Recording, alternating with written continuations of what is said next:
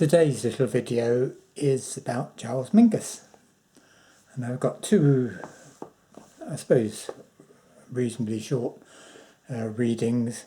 One is from the Jazz Anecdotes book, which is quite amusing, and the other one is from the Essential CDs book about one of his CDs. And then at the end I'll just say an odd word about my own playing experience, playing a couple of Mingus's numbers.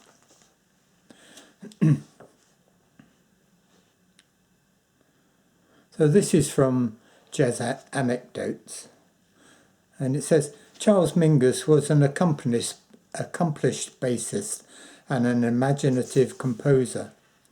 A warm, engaging man. When at ease with friends, he could quickly become bellicose and menacing when he felt threatened. He was outspoken about discrimination against blacks, and particularly black artists. He displayed high energy and sensitivity, righteous anger, pride, ambition, and attractive artistic madness. But he often seemed naive in his confrontations with the music business establishment. Many of the dragons he fought were real. Some existed only in his imagination. His book, Beneath the Underdog, purports to be an autobiography, but should not be read for factual content. It is more a dream narrative charting the turmoil that complicated the artist's inner life. Pepper Adams got a chance to see Mingus's book when it was still in manuscript form, and this is what he said. I didn't read the whole thing, you know. That was enormous. 5 big notebooks, typewritten, before it was even published. Some of it was very interesting, some was excruciatingly dull, some was highly self-serving, and some was the sexual fantasies and lies he'd been telling for 20 years. And it was basically those things that the editor chose to print. It's a shame because, properly edited, I think there was a germ of a very, very interesting book there, because Mingus was no fool, although he could certainly do a great imitation at times. One passage from Mingus's book has appealed to anthologists because of the skillful way it captured Duke Ellington's style of delivery. So this is from the book. And Mingus often refers to himself in the third person, so just listen out for that. It says, Tizzle wants you to play a solo he's written where bowing is required. You raise the solo an octave where the bass isn't too muddy. He doesn't like that, and he comes to the room under the stage where you're practicing at intermission and comments that you're like the rest of the niggers in the band. You can't read. You ask one how he's different from the other niggers, and he states that one way he's different is he is white. So you run his ass upstairs.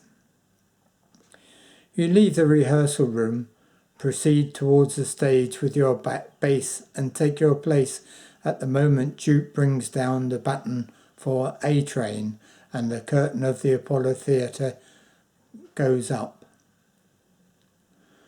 A yelling, whooping Tissel rushes out and lunges at you with a bolo knife. The rest you remember mostly from Duke's own words in his dressing room as he changes after the show. Now, Charles, he says, looking amused, putting Cartier links into his cuffs of his beautiful handmade shirt. You could have forewarned me. You left me out of the act entirely. At least you could have let me cue in a few chords as you run through the Nijinsky routine. I congratulate you on your performance, but why didn't you and one inform me about the adagio you planned so that we could score it? I must say I never saw a large man so agile. I never saw anybody take such tremendous leaps. The gambado over the piano carrying your bass was colossal. When you exited after that, I thought, that man's really afraid of Juan's knife, and at the speed he's going, he's probably home in bed by now. But no, back you came through the same door with your bass still intact. For a moment I was hoping you had decided to sit down and play, but instead you slashed Swan's chair in two with a fire axe. Really, Charles, that's so destructive. Everyone knows one has a knife, but nobody ever took it seriously. He likes to pull it out and show it to people, you understand. So I'm afraid, Charles, I've never fired anyone. You'll have to quit out my band. I don't need any new problems. One's an old problem. I can cope with that, but you seem to have a whole bag of new tricks. I must ask you to be kind enough to give me your notice, Charles. The charming way he says it is like he's paying you a compliment. Feeling honoured, you shake his hand and resign.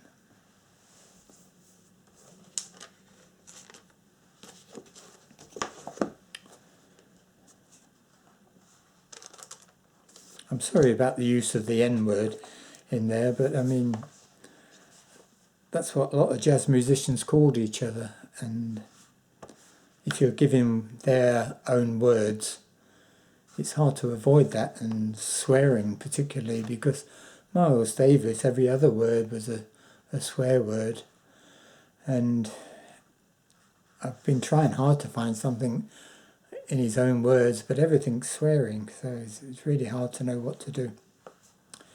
Anyway, this is from The Rough Guide to Jazz 100 Essential CDs, and it's Charles Mingus, and it's Blues and Roots from the Atlantic label, recorded in 1959, and it says here released in 1998. Anyway, so the musicians are Mingus on bass, Jimmy Nepper, Willie Dennis on trombone, Jackie McLean and John Handy on alto sax, Booker Irving on tenor sax, Pepper Adams on baritone sax, Horace Parlan and Mal Waldron on piano, and Danny Richmond on drums. And the text says, Mingus can be somewhat intimidating, and there's a category of fans who find that, as with Ellington and perhaps Monk, he stands outside their view of jazz history. But once you get to know him, he's impossible to ignore, and for many listeners, this leads to a lifelong love affair. Again, as with Ellington, Mingus's music comes in many shapes and sizes, and though there are always characteristic touches identifying the composer, it's impossible to summarise his output by choosing a single album. Nevertheless, there are people who get hooked on Mingus at first hearing, and it often turns out that they are aficionados of blues bands and gospel music. Not only were these a part of Mingus's background, but the emotional directness of such African-American roots music is a fundamental aspect of his appeal. An earlier epoch-making album, the 1956 Pithecanthropus erectus, also on Atlantic, can be seen as a mix of R&B, gospel and modal music and modal jazz before it acquired that name, and marked a complete about turn from the Europeanized approaches of the modern jazz quartet or Lenny Tristano, who had previously influenced Mingus's thinking. So after sessions touching on speech and jazz, The Clown, Scenes in the City, or Mexican music and jazz, Tijuana Moods, it was a stroke of genius for producer Nesui Artigan to request a Mingus collection concentrating on the blues. The bassist jumped at the chance and assembled a 9-piece band combining his current quintet with other recent sidemen, and expanded on the methods he'd developed with them. According to avoiding written music and communicating his themes orally, he created ensemble passages with simultaneous themes on different instruments and encouraged, even demanded, participation in each other's improvised solos. The classic opener, Wednesday Night Prayer Meeting, has his bass introduction and the solos of Handy and Dennis supported by other horn players feeling the spirit, while Parlin's funky piano is nearly drowned out by ensemble riffs more basic than anything in the swing era. More strikingly, Irving's hoarse preaching tenor finds the rhythm section breaking off and replaced by congregational clapping, an effect endlessly copied on pop records.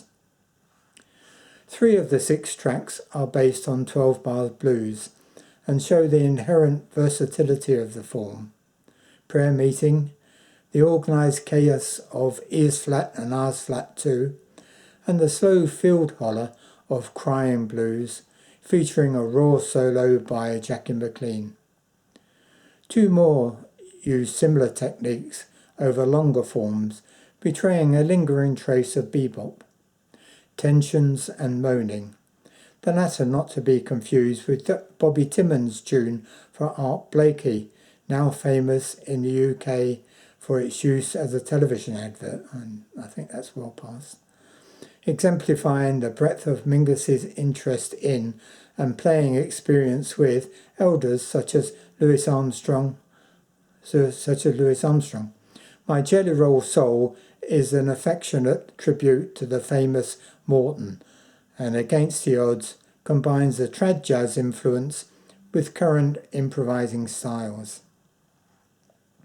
2 other albums, Mingus R. 1959, and The Black Saint and Singer Lady, 1963, sorry, I'll say that again. The Black Saint and Sinner Lady, 1963, deserve a special mention.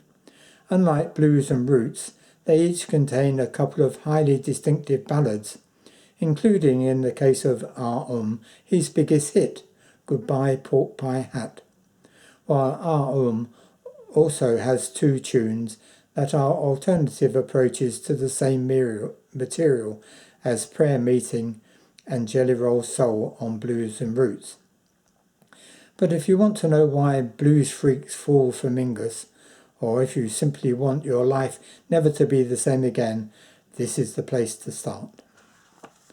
And my own little experience playing Mingus stuff, I had a band of my own with trombone and me on alto sax at the time, and piano and guitar, bass guitar and drums.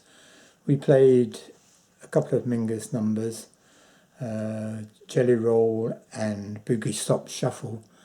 And the latter one, the Boogie Stop Shuffle, which I couldn't really play properly at all, was so exciting that when we played in a wine bar, and we didn't have appropriate music for that, but we played Boogie Stop Shuffle, and one fella in it, he did a head over heels he got so excited by the music, and we weren't invited back again. It wasn't quite what they wanted in a wine bar. Thank you.